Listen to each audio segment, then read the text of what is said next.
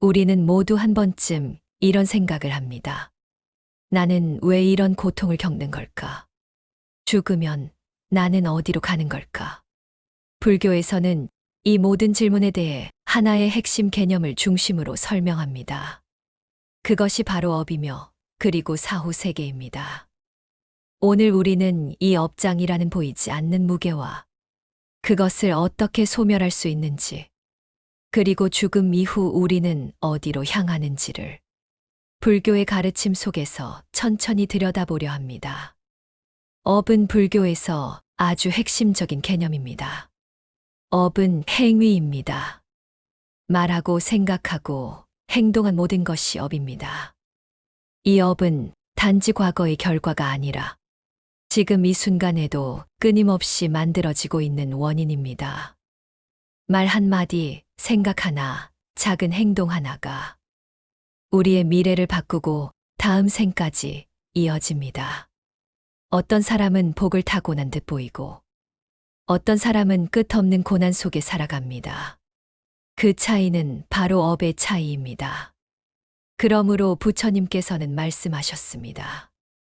모든 것은 나로부터 비롯된다. 업은 내가 지었고 그 결과도 결국 나에게 돌아옵니다. 그렇다면 업장이란 무엇일까요? 업장은 업으로 인해 가려진 장애를 말합니다. 내 마음이 고요하지 않고 행복이 자꾸 멀어지고 같은 실수를 반복할 때 우리는 업장의 영향 아래에 있다고 할 수 있습니다. 업장은 우리의 마음을 흐리게 하고 좋은 인연과 복이 들어오는 길을 막습니다. 예를 들어 전생에 누군가를 해쳤다면 이번 생에 이유 없이 원망받는 일이 생길 수 있습니다. 업장은 단지 전생의 짐이 아니라 이 생에서의 반복된 습관과 집착이기도 합니다. 우리는 종종 왜 나는 이런 일을 반복하지? 라고 자문합니다. 바로 그것이 업장이 우리 삶에 미치는 영향입니다. 그 영향은 관계, 건강, 직업, 감정, 심지어 습관까지 폭넓게 드러납니다. 어떤 사람은 늘 사람들과 갈등을 겪고 어떤 이는 늘 결정적인 순간에 실수를 반복합니다. 이 모든 것들이 업장의 그림자일 수 있습니다. 업장은 단순한 벌이 아닙니다. 부처님은 업장을 벌로 보지 않으셨습니다. 오히려 그것은 자각과 정화를 위한 기회입니다. 우리가 겪는 괴로움은 결코 누군가가 벌을 내려서가 아니라 스스로 지은 업의 씨앗이 결과로 나타난 것입니다.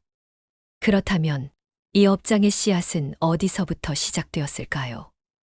바로 마음입니다. 부처님께서는 말씀하셨습니다. 모든 것은 마음으로부터 비롯되며 마음으로 이루어진다.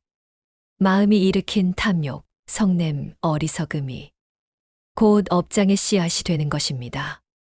그래서 수행은 밖이 아닌 안에서 시작됩니다. 업장을 녹이는 첫 걸음은 내 마음을 들여다보는 데 있습니다.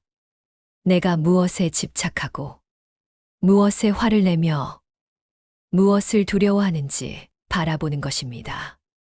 그리고 그것을 놓아주는 연습. 그것이 바로 업장을 소멸시키는 시작입니다.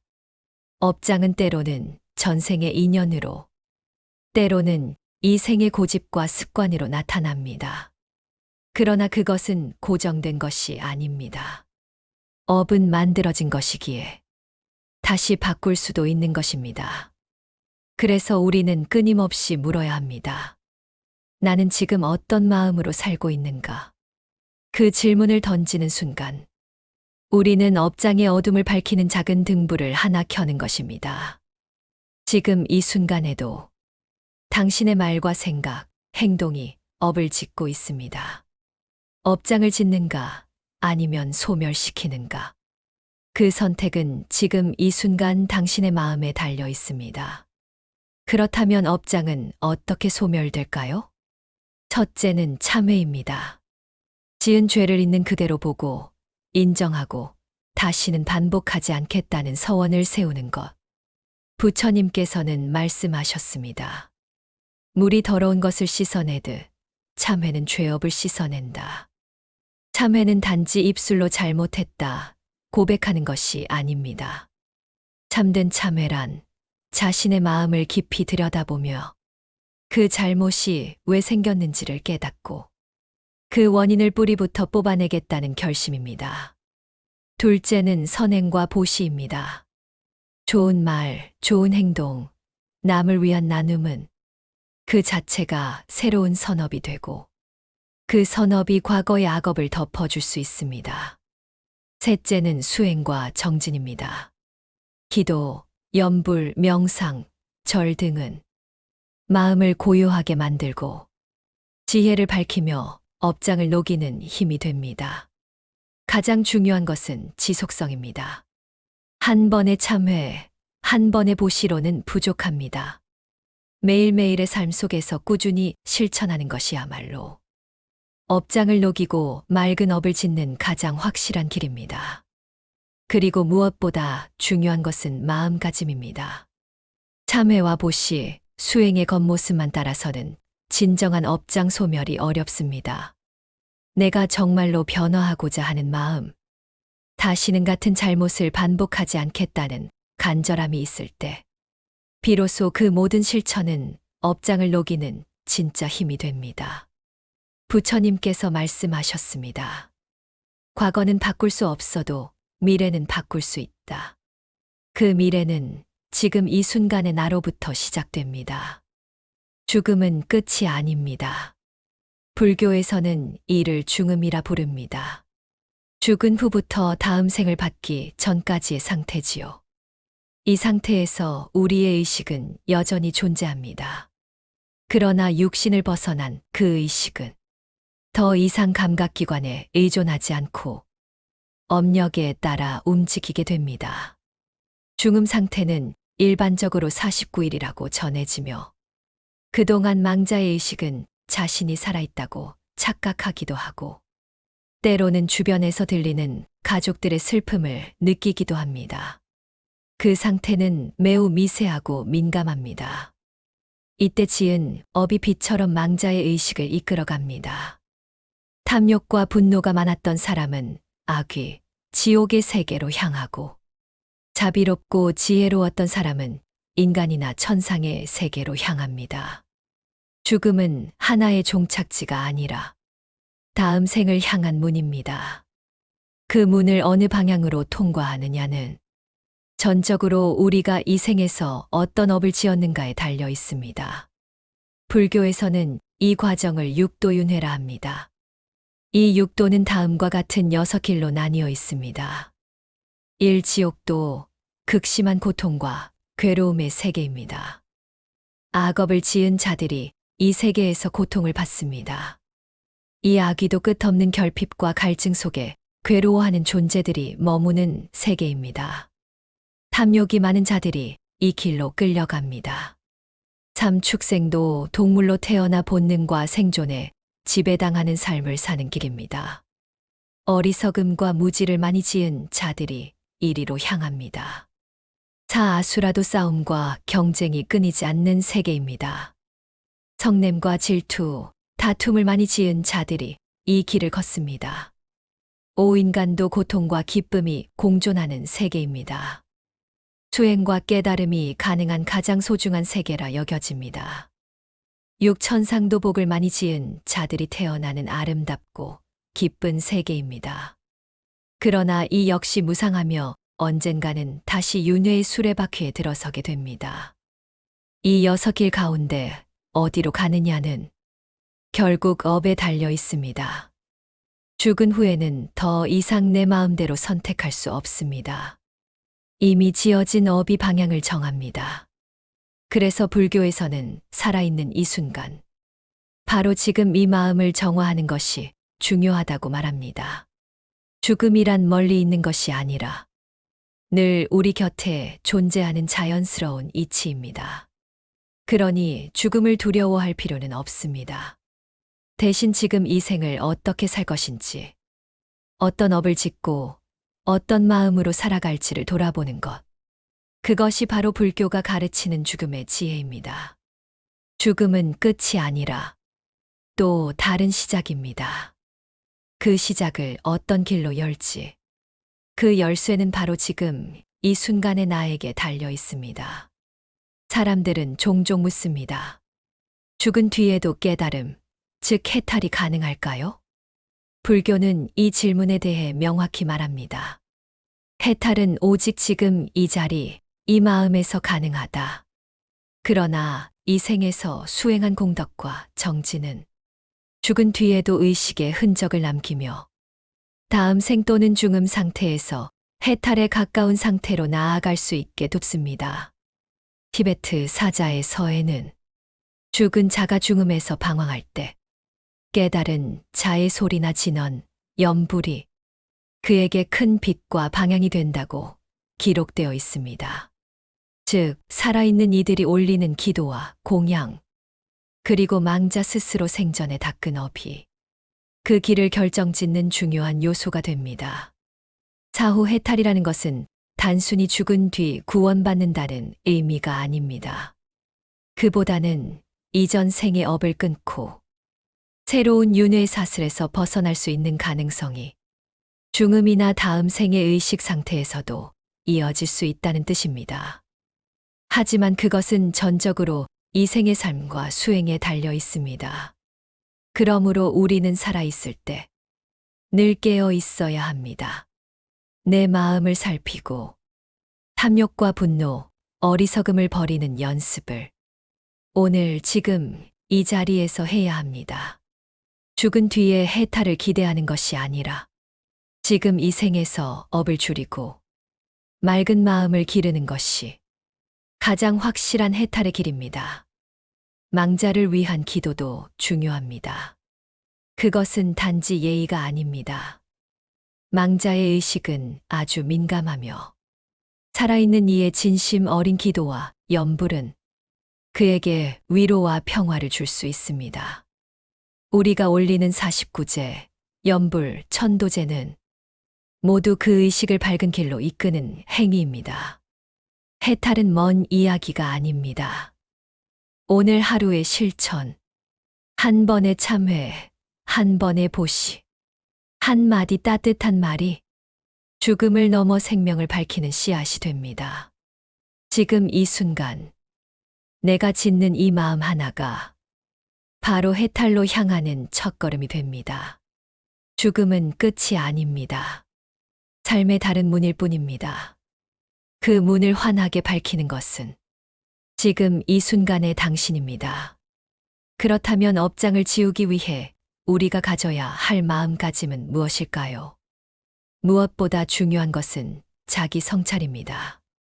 내가 왜 화를 냈는지, 왜 같은 실수를 반복하는지, 자꾸 괴로운 사람과의 인연이 생기는지를 깊이 들여다보는 것입니다. 그 물음 속에서 우리는 자신의 업을 마주하게 됩니다. 업장을 지우는 길은 남을 바꾸는 것이 아니라 나를 바꾸는 데서 시작됩니다. 또 하나는 겸손입니다. 나는 아무 잘못도 없다는 마음은 자신의 업장을 결코 들여다보지 못하게 합니다. 불교는 항상 자신을 먼저 바라보라고 말합니다. 남이 아닌 나의 마음을, 그리고 꾸준함. 한순간의 후회나 반성은 누구나 할 수 있습니다. 그러나 업장을 녹이는 데에는 꾸준한 실천이 필요합니다. 작은 자비, 작은 인내, 작은 침묵. 그 하나하나가 모여 마음을 맑게 하고 결국 업을 바꾸는 힘이 됩니다. 그렇다면 실제로 어떤 마음가짐을 실천해야 할까요? 가장 먼저 필요한 것은 자각입니다. 자각은 나를 정확히 인식하는 힘입니다. 내가 지금 어떤 감정 상태에 있는지, 내가 무의식 중에 반복하는 행동은 무엇인지, 그리고 그것이 나와 타인에게 어떤 영향을 끼치는지를 바라보는 능력입니다. 그 다음은 책임입니다. 불교는 늘 모든 것은 나로부터 비롯된다고 말합니다. 남 탓을 하고 세상 탓을 하기 시작하면 그 순간 업장을 지우는 문은 닫힙니다. 하지만 내가 내 인생의 원인을 만든 존재임을 받아들일 때 비로소 변화의 주체가 될 수 있습니다. 책임을 지는 사람은 용감한 사람입니다. 자신의 그림자를 외면하지 않고 그것을 정면으로 마주하려는 사람. 그 마음이 업장을 정화하고 지혜로운 길로 나아가는 첫 발걸음입니다. 또한 중요한 것은 감사의 마음입니다. 감사는 업장을 가볍게 만드는 최고의 약이기도 합니다. 사소한 것에도 감사할 줄 아는 사람은 탐욕과 불만이 줄어들고 마음이 넓고 평온해집니다. 업은 늘 마음의 방향에 따라 결정됩니다. 같은 상황이라도 감사하는 이는 선업을 짓고 불평하는 이는 악업을 짓습니다. 불교에서 자주 말하는 수행은 거창한 것이 아닙니다. 밥을 먹을 때 이 음식이 내게 오기까지 얼마나 많은 인연이 있었는가를 떠올리고 누군가의 실수에 화가 날 때 나도 누군가에게 상처를 준 적이 있지라고 생각하며 이 순간, 이 상황에 깨어 있는 것. 그것이 바로 업장을 녹이는 삶 속 수행입니다. 수행은 절에 가서만 하는 것이 아닙니다. 우리의 삶 전체가 도량이고 순간순간이 수행의 장입니다. 업장을 지우는 마음가짐은 복잡하거나 특별하지 않습니다. 오히려 그것은 단순하고 일상적인 것에서 비롯됩니다.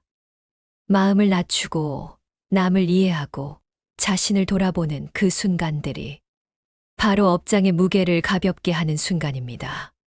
자기 자신에게 진실할 수 있는 용기, 내 마음의 어두운 곳을 외면하지 않는 정직함, 그리고 끝없이 실천하려는 간절함.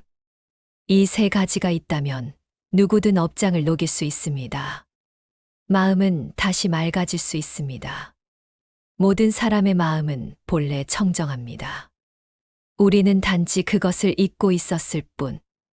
이제 다시 그 맑음을 기억하고 그곳으로 돌아가는 여정을 시작합시다.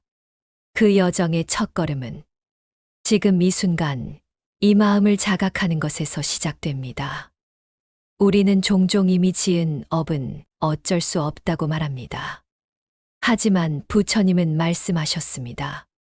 지금 이 순간의 생각, 말, 행동이 곧 미래를 만든다. 과거를 바꿀 수는 없지만 지금 이 순간은 바꿀 수 있습니다.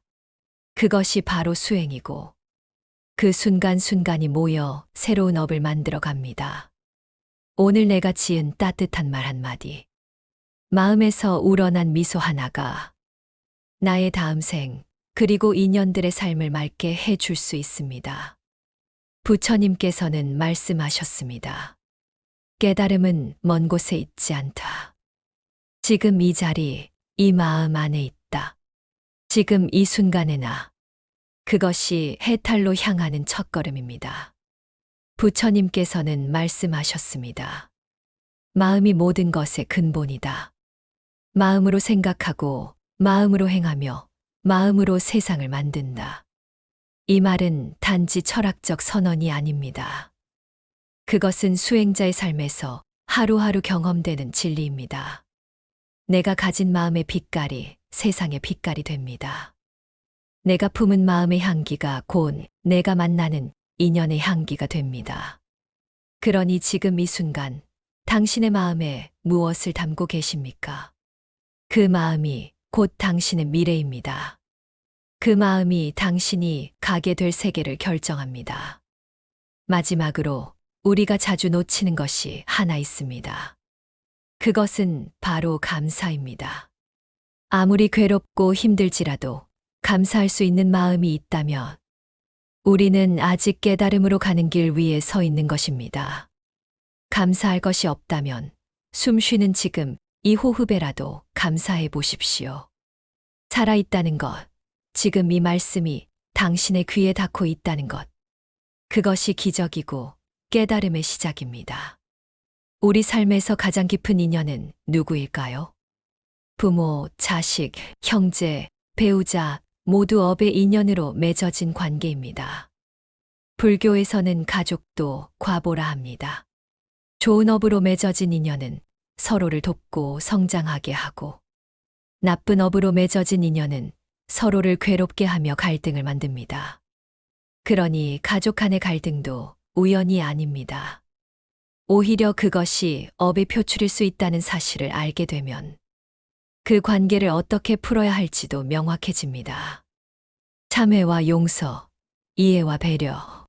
이 네 가지가 가족의 업장을 녹이는 네 가지 열쇠입니다.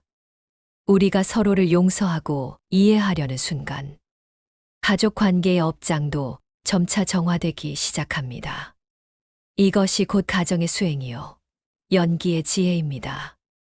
가족은 전생의 빚과 덕이 얽혀 있는 관계입니다. 내가 지금 부모에게 불만이 많다면, 그것은 어쩌면 전생에 내가 그분들에게 어떤 잘못을 했던 것의 반작용일 수 있습니다. 또한 자식이 나를 힘들게 한다면 그 자식은 내가 과거에 등한시했거나 상처를 준 인연일 수도 있습니다. 하지만 그런 관계 속에서도 우리는 배울 수 있습니다. 그 배움이 곧 해탈의 밑거름이 됩니다. 가족은 세상을 배우는 첫 번째 도량입니다. 그 속에서 기뻐하고, 그 속에서 괴로워하고, 그 속에서 업장을 마주하며 살아갑니다. 가족 간의 인연을 수행의 장으로 삼으십시오. 배우자의 말에 화가 날 때, 자식의 행동에 실망할 때, 부모님의 고집이 원망스러울 때, 그때가 바로 수행의 기회입니다. 그때의 감정을 부정하거나 억누르지 말고, 지금 내 마음은 어디서부터 이렇게 요동치는가 하고 자문해 보십시오. 그 질문 속에 해답이 있고, 그 성찰 속에 업장의 매듭이 조금씩 풀려나갑니다. 가족이란 단지 피로 맺어진 관계가 아닙니다. 가장 깊은 업의 인연입니다. 그러므로 그 인연을 소홀히 하지 말고 마치 정성스럽게 기도하듯 하루하루를 돌아보십시오. 그리고 작은 감사부터 시작하십시오. 아침에 따뜻한 말을 건네는 것, 식사 한 끼를 감사한 마음으로 대하는 것, 서로의 입장을 한 걸음 이해해 보려는 것. 이런 실천이 곧 가정 안의 업장을 녹이는 수혜입니다. 부처님께서도 말씀하셨습니다. 부모를 공양함은 부처님을 공양하는 것과 같다. 내 마음속의 불만과 상처는 결국 나 자신이 가장 먼저 치유해야 할 업장의 일부입니다. 용서는 나를 위한 것이고, 이해는 나의 지혜를 자라게 하며, 배려는 나의 업을 맑게 만들어줍니다. 죽음을 준비한다는 것은 삶을 깊이 있게 바라본다는 것입니다. 죽음은 끝이 아니라 또 다른 시작이기에 그 시작을 어떻게 맞이하느냐는 지금의 삶에서 결정됩니다. 불교에서는 임종수행이라는 것이 있습니다. 이는 단순히 죽음을 앞둔 자를 위한 의식이 아니라 자신의 삶을 정리하고 남은 업장을 최소화하려는 준비입니다. 좋은 임종을 위해서는 먼저 마음의 정화가 필요합니다. 미움, 원망, 후회, 두려움. 이 네 가지는 임종의 순간에도 업장을 무겁게 만듭니다. 반대로 감사, 평온, 회향, 기도. 이 네 가지는 죽음을 가볍게 하고 다음 생으로의 길을 환하게 밝혀줍니다. 그러니 죽음을 두려워하지 마십시오. 지금 이 순간부터 마음을 정화하는 연습을 시작하십시오. 죽음을 잘 맞이하는 것은 결국 삶을 잘 사는 것과 다르지 않습니다. 죽음이 멀리 있는 것이 아닙니다. 우리는 매일 밤 잠들며 작은 죽음을 경험하고 하루를 마무리하며 삶의 단락을 짓습니다. 그 매 순간이 바로 죽음을 준비하는 시간이기도 한 것입니다. 그렇다면 어떻게 죽음을 준비할 수 있을까요? 먼저 하루의 끝에 자신을 돌아보는 습관을 들이십시오. 오늘 하루 나는 누구에게 상처를 주었는가? 어떤 말과 행동이 괴로움을 만들었는가? 또 어떤 따뜻한 말과 행동이 누군가의 마음을 밝혔는가? 이렇게 자문하고 반성하며 마음의 먼지를 하나씩 털어내는 것이 수행입니다. 둘째, 평소에 죽음을 부정하거나 두려워하지 마십시오. 죽음을 외면하면 삶도 얕아집니다. 그러나 죽음을 직면하면 삶이 더욱 선명해집니다. 부처님께서는 생사의 윤회 속에서도 마음을 맑게 지니라고 하셨습니다. 마음이 맑으면 죽음 또한 고요한 강처럼 흘러갑니다. 그 흐름은 무서운 것이 아니라 다시 피어날 연꽃의 씨앗입니다. 셋째, 미움과 원망은 미련 없이 놓아야 합니다. 용서하지 못한 마음은 죽는 순간에도 가슴을 무겁게 짓누릅니다. 지금 이 순간 누군가에게 마음속으로라도 용서를 전해 보십시오. 그 작은 용서가 임종의 순간에 큰 평온으로 되돌아옵니다. 넷째, 삶의 공덕을 남기십시오. 사람들이 말하는 유산은 재산만이 아닙니다. 내가 남긴 따뜻한 말, 좋은 습관, 인연에 대한 진심이야말로 다음 생으로 가져갈 진정한 유산입니다. 매일의 삶을 정성스럽게 살고 하루를 감사하며 마무리하고 주어진 인연에 진심을 다하면 그 삶은 이미 아름다운 죽음을 준비하고 있는 것입니다. 죽음을 생각하면 더 선하게 살게 됩니다. 죽음을 생각하면 더 깊은 수행을 하게 됩니다. 죽음을 생각하면 더 많은 사람을 이해하게 됩니다.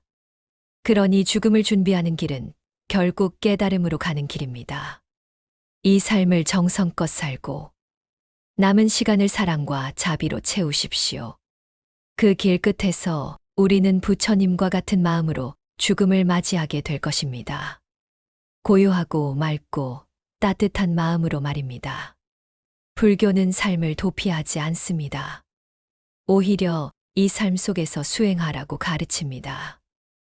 매일 반복되는 일상, 소소한 대화, 인내가 필요한 순간, 마음이 흔들리는 시간들, 이 모든 순간이 수행의 장입니다. 이 영상이 당신의 수행에 도움이 되었다면 함께 나눠주세요. 나무아미타불 관세음보살